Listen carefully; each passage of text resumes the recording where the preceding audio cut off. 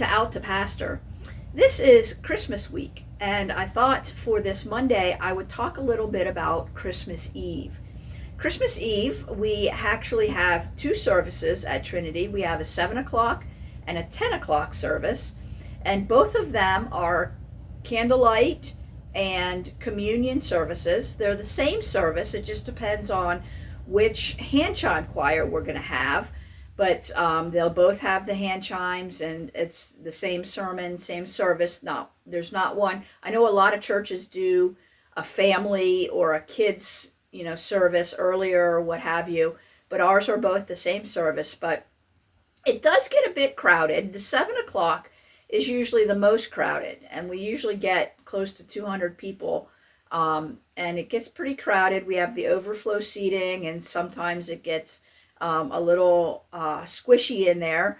So if you want to come to 7 o'clock, I suggest you come a little early to get a good seat. 10 o'clock is a little more manageable. We probably have about 100 people at 10 o'clock. So still a good crowd, but and kind of in the peanut gallery and stuff. But it's a little less crowded, a less intimidating service, if you will. And it's a quiet service. And we tend to have kind of less kids, makes it a little more quiet at the 10 o'clock service as well. But both services will be, like I said, candlelight, where we sing Silent Night, and then also we will celebrate Holy Communion. So I do invite you out to Christmas Eve services.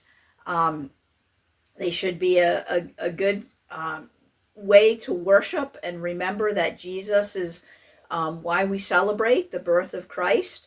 And a good time for some fellowship with some friends that you don't see. Maybe they only come for Christmas and Easter due to varying reasons, but it's a good opportunity to catch up with those in the church and in your families that might only come a couple times a year. So I do invite you to our Christmas Eve services, either at 7 p.m., not a.m., p.m., and 10 p.m., and they're both about an hour and 10 minutes with the music, so they're not overly long, but they're very nice services.